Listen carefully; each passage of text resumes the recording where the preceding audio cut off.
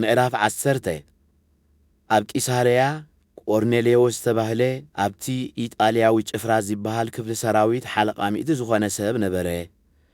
ንሱ ምስ ኩሉ ስድራ ቤቱ ንኣምላኽ ዘየምልኽ መንፈሳዊ ሰብ ንህዝቢ እውን ብዙሕ ምጽዋት ዘየዘውትር ኩሉ ሰዕ ከዓ ንኣምላኽ ዘልምን ነበረ። በታ ሰዓይቲ ሰዓት ናይ መዓልቲ ኣቢሉ ድማ ብጉሁድ ትርኢት መልኣኽ ኣምላኽ ናብኡ ኣትዩ ኦ ቆርኔሌዎስ ኪብሎ ኸሎ ረኣየ። ብስምባድ እናጠመቱ ኸዓ እንታይ ጐይታይ ይበሎ። እቲ መልኣኽ ድማ ጸሎትካን ምጽዋትካን ናብ ቅድሚ ኣምላኽ ንመዘከርታኻ ዓሪቡ እዩ። ሕጂ ኸዓ ሰባት ናብ ኢዮጴ ልኢኽካ ነቲ ጴጥሮስ ዝበሃል ስምዖን ጸውዓዮ። ንሱ ምስቲ ቆርበት ዘየልፍዕ ቤቱ ኣብ ገምገም ባሕሪ ዘላ ስምዖን ጋሻ ኾይኑ ኣትዩሎ በሎ። እቲ ዝዛረቦ ዝነበረ መልኣኽ ምስ ከደ ኸዓ ካብቶም ገላውኡ ክልተ ካብቶም ዘይሕልዎ ወተሃደራት ከዓ ሓደ ፍርሃት እግዚኣብሔር ዘለዎ ጸውዐ እሞ ነቲ ዝኾነ ነገራት ኣዘንትዩ ናብ ኢዮጴ ለኣኾም። ንጽባሒቱ ንሳቶም ከይዶም ናብታ ጥቓ ከተማ ምስ በጽሑ ጴጥሮስ ብሳድሰይቲ ሰዓት ኣቢሉ ኺጽሊ ናብ ናሕሲ ደየበ። ሽዑ ጠመየ ኪበልዕ እውን ደለየ። ምሳሕ ኬዳልውሉ ኸለዉ ኸዓ ተመስጠ። እንሆ ኸዓ ሰማይ ተኸፊቱ በርባዕተ ማኣዝኑ ዝተታሕዘ ዓብዪ ነጸላ ዝመስል ነገር ናብ ምድሪ ኣቢሉ ኸይወርድ ረአየ። ኣብኡ ኸዓ 4 መሓውር ዘለዎም ኩሎምን ኣብ ምድሪ ለመም ዚብሉን ኣዕዋፍ ሰማይን ነበሩ።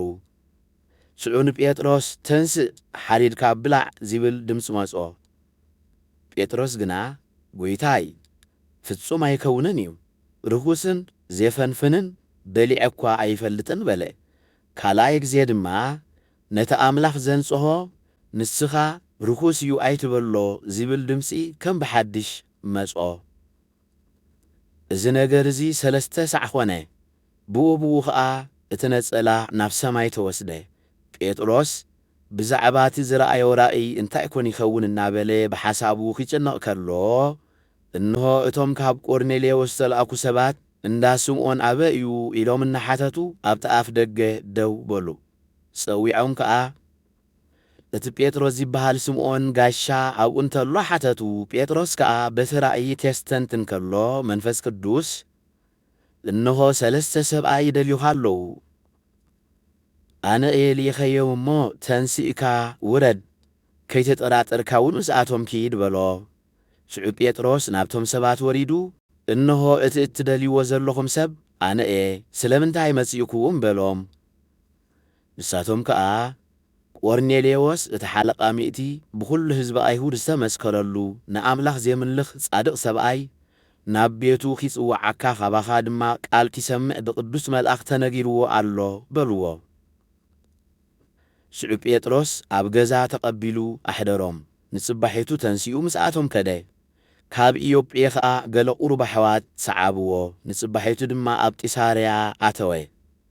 ቆርኔሌዎስ ከዓ ኣዝማዱን ዝኣምኖም ፈተውቱን ኣኪቡ ይጽበዮም ነበረ። ጴጥሮስ ኪኣቱ ኸሎ ኸዓ ቆርኔሌዎስ ተቐበሎ። ኣብ እግሩ ተደፊኡ ኸዓ ሰገደሉ። ጴጥሮስ ግና ተንስእ ኣነ ድማ ከመኻ ሰብየ እናበለ ኣተንስኦ። ምስኡ እናተዛረበ ኣተወ። ኣብኡ ድማ ብዙሓት ሰብ ረኸበ። ከምዚ ድማ በሎም፣ ንሓደ ኣይሁዳዊ ሰብኣይ ምስ ካልእ ህዝቢ ኺጽምበር ወይ ናብ ቤቶም ኪኣቱ ከም ዘይግብኦ ትፈልጡ ኢኹም። ንኣይ ግና ንሓደ ሰብ እኳ ኸይጽየፍ ወይ ርኩስ እዩ ኸይብል ኣምላኽ ኣርዩኒ እዩ። ምእንቲ እዚ ድማ ምስ ለኣኽኩምለይ ስግድ ከይበልኩ መጻእኩ። እሞ ሕጂ ኸ ብዛዕባ እንታይ ኢኹም ዝጸዋዕኩምኒ?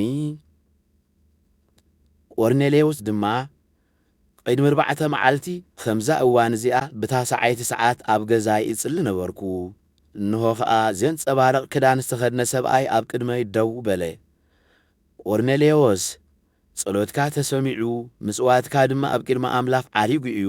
ስለዚ ናብ ኢዮጴ ልኢኽካ ነቲ ጴጥሮስ ዝበሃል ስምዖን ጽዋዓዮ። ንሱ ኣብታ ኣብ ገምገም ባሕሪ ዘላ ቤት እንዳቲ ቆርበት ዘየልፍዕ ስምዖን ተቐሚጡሎ። ንሱ ምስ መጽእ ኺነግረካ እዩ በለኒ።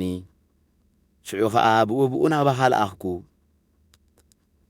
ንስኻ ድማ ብምምጻእካ ጽቡቕ ገበርካ። ሕጂ ኸዓ ካብ ጐይታ ዝተኣዘዝካዮ ዘበለ ምእንቲ ክንሰምዕሲ ኩላትና ኣብ ቅድሚ ኣምላኽ ኣብዚ እኔና በሎ። ሽዑ ጴጥሮስ ከምዚ ኢሉ ክዛረብ ጀመረ። ኣብ ዝኾነ ይኹን ሃገር ንኣምላኽ ዝፈርህን ቅንዕና ዝገብርን እንተሎ ኣብ ኣምላኽ ቅቡል እዩ እምበር ኣብኡ ኣድልዎ ከም ዘየልቦ ብሓቂ ረአኹ። ኣምላኽ በቲ ጐይታ ኩሉ ዝኾነ ኢየሱስ ክርስቶስ ንደቂ እስራኤል ሰላም እናበሰረ ዝለኣኾ ቃል እዚ እዩ። እቲ ድሕርታ ዮሃንስ ዝኣወጃ ጥምቀት ካብ ገሊላ ጀሚሩ ክሳብ ይሁዳ ዝኾነ ነገር ትፈልጥዎ ኢኹም። ኣምላኽ ከመይ ኢሉ ንኢየሱስ በዓል ናዝሬት ብመንፈስ ቅዱስን ብሓይልን ከም ዝቐብኦ ንሱ ኸዓ ኣምላኽ ምስኡ ስለ ዝነበረ ኣብ ኩሉ ጽቡቕ ከም ዝገበረን ንኹሎም ነቶም ሰይጣን ዝኣሰሮም ከም ዘሕወየ እውን ባዕልኻትኩም ትፈልጥዎ ኢኹም። ንሕና ኸዓ ናይቲ ኣብ ሃገር ይሁዳን ኣብ ኢየሩሳሌምን ዝገበሮ ኩሉ ምስክር ኢና። ንሳቶም ንእኡ ኣብ ዕንጨይቲ ሰቒሎም ቀተልዎ። ኣምላኽ ግና ንእኡ ኣብ ሳልሰይቲ መዓልቲ ኣተንስኦ። ብጋህዲ ከም ዝርአ ኸዓ ገበሮ። እንተኾነ ጐይታ ብጋህዲ ዝተረእየ ንኣና ነቶም ምስክር ምእንቲ ክንከውን ኣምላኽ ቅድም ዝሓረየና እወ ንኣና ነቶም ካብ ምዉታት ድሕሪ ምትንሳኡ ምስኡ ዝበላዕናን ዝሰትየናን እምበር ንኹሉ ህዝቢ ይኮነን። ኣምላኽ ንሕያዋንን ምዉታትን ክፈርድ ዝመደቦ ንሱ ምዃኑ ንህዝቢ ክንሰብኽን ክንምስክርን ኣዘዘና። ብኡ ዝኣምን ዘበለ ብስሙ ሕድገት ኃጢአት ከም ዝረክብ ኩሎም ነቢያት ይምስክሩሉ ኣለዉ። ጴጥሮስ ገና ነዚ ቃል እዚ ኺዛረብ ከሎ ኣብቶም ነቲ ቃል ሰምዕዎ ኩላቶም መንፈስ ቅዱስ ወረደ። እቶም ካብ ወገን ኣይሁድ ዝኾኑ ምስ ጴጥሮስ ዝመጹ ኣመንቲ እቶም ኣሕዛብ ብቋንቋታት ኪዛረቡን ንኣምላኽ ከመስግኑን ስለ ዝሰምዑ ኣብ ኣሕዛብ ድማ ህያብ መንፈስ ቅዱስ ስለ ዝበሰሰ ተገረሙ። ሽዑ ጴጥሮስ እዚኣቶም ከማና መንፈስ ቅዱስ ካብ ተቐበሉስ ብማይ ከይጥመቑ ኪኽልክሎም ዝኽእል ደኣ መን እዩ በለ። ብስም ኢየሱስ ክርስቶስ ኪጥመቑ ኸዓ ኣዘዞም። ድሕሪ እዚ ድማ ንገለ ቁሩብ መዓልቲ ምስኣቶም ኪቕኒ ለመንዎ።